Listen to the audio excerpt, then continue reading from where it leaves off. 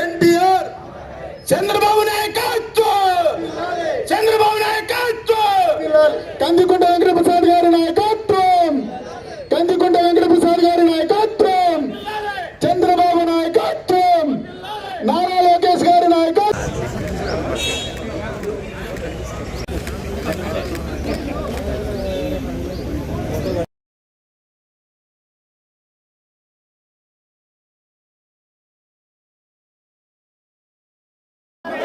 ఎన్టీఆర్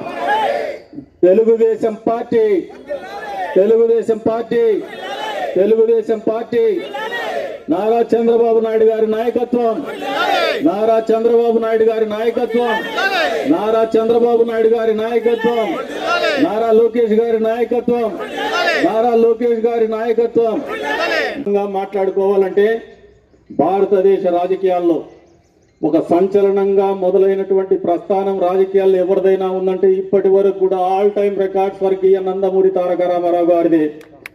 అధికారం పార్టీ పెట్ట 90 రోజుల్లో అధికారానికి దగ్గర కావడం, అధికారంలోకి రాగానే మండలాల వ్యవస్థని మండలాల వ్యవస్థకు శ్రీకారం చుట్టడం, పట్వారి వ్యవస్థలకు చరమగీతం పాడడం, మహిళలకు ఆస్తిలో సమాన హక్కు కల్పించడం,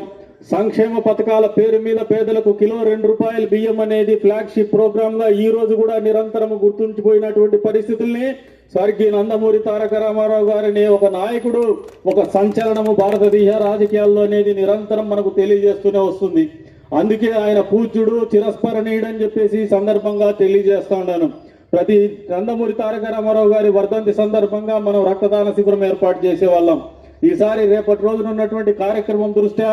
వచ్చే రోజుల్లో నారా లోకేష్ గారి పుట్టినరోజు సందర్భంగా రక్తదాన శిబిరానికి మనం ఆలోచన చేసినామనేసి దీంట్లో ఎక్కడ కూడా ఎరగబోయేటువంటి పరిస్థితి లేవని చెప్పి కూడా ఈ సందర్భంగా తెలియజేస్తా ఉన్నాను. ఎందుకంటే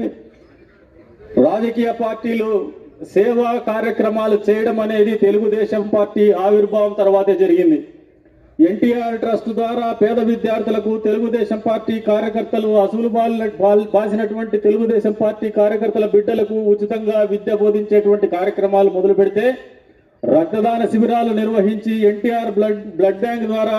పేదలకు రక్తాన్ని అందించేటువంటి కార్యక్రమాలు కూడా చేయగలిగింది కేవలము తెలుగుదేశం పార్టీ సొంతం, స్వర్గీయ నందమూరి తారక రామారావు గారి సొంతం అని చెప్పేసి కూడా ఈ సందర్భంగా తెలియజేస్తాను. అక్కడి నుంచి పోతే Basava Taraka Rama hospital, cancer hospital కూడా ఈ రోజున విశిష్టమైనటువంటి సేవలు పేదలకు అందిస్తున్నారు. క్యాన్సర్ బారిన పడినటువంటి పేదలకి ఇవన్నీ కూడా ఏ రాజకీయ పార్టీ కూడా సొంతంగా మాట్లాడుకోలేనటువంటి పరిస్థితుల్లో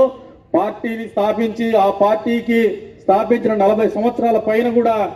మూలాలు మర్చిపోకుండా పార్టీ నడుస్తూనే ఉంది. పార్టీ భవిష్యత్తులో కూడా మళ్ళీ ఎన్టీ రామారావు ఏ మూలాలతో అయితే ఈ పార్టీని స్థాపించినాడో, ఏ సిద్ధాంతంతో అయితే ఈ పార్టీని స్థాపించినాడో ఆ సిద్ధాంతాన్ని మరవకుండా ముందుకు తీసుకోవాల్సినటువంటి పరిస్థితులు కేవలం తెలుగుదేశం పార్టీకే పరిమితం కాకుండా వైఎస్ఆర్సీపీ పార్టీ ఇంకా ఏ పార్టీ అయినా కూడా అనుసరించాల్సినటువంటి పరిస్థితులు వస్తున్నాయంటే అందుకే ఆయన చిరస్మరణీయుడు, మహానుభావుడు అని చెప్పేసి ఈ సందర్భంగా గుర్తు చేసుకుంటూ మరొకసారి మనం ఆయన ఏ ఆలోచనతో అయితే రాజకీయాల్లో ఆయన ప్రస్థానం మొదలుపెట్టినాడో, ఏ సిద్ధాంతం, ఏ ఆలోచనతో ఏ పేదల కోసం, ఏ మహిళల కోసం, ఏ యువత కోసం అయితే రాజకీయ పార్టీ స్థాపించి రాజకీయాల్లోకి వచ్చినాడో ఆ మూలాల్ని మనం అందరం కూడా మర్చిపోకుండా ఆయన ఆశయాల్ని, ఆయన సిద్ధాంతాల్ని కొనసాగించాల్సినటువంటి అవసరం ఈ వర్ధంతి సందర్భంగా మళ్ళీ ఒకసారి మనం అందరూ సింహావలోకనం చేసుకోవాలా, గుర్తు తెచ్చుకోవాలని చెప్పేసి కూడా ఈ సందర్భంగా తెలియజేసుకుంటూ,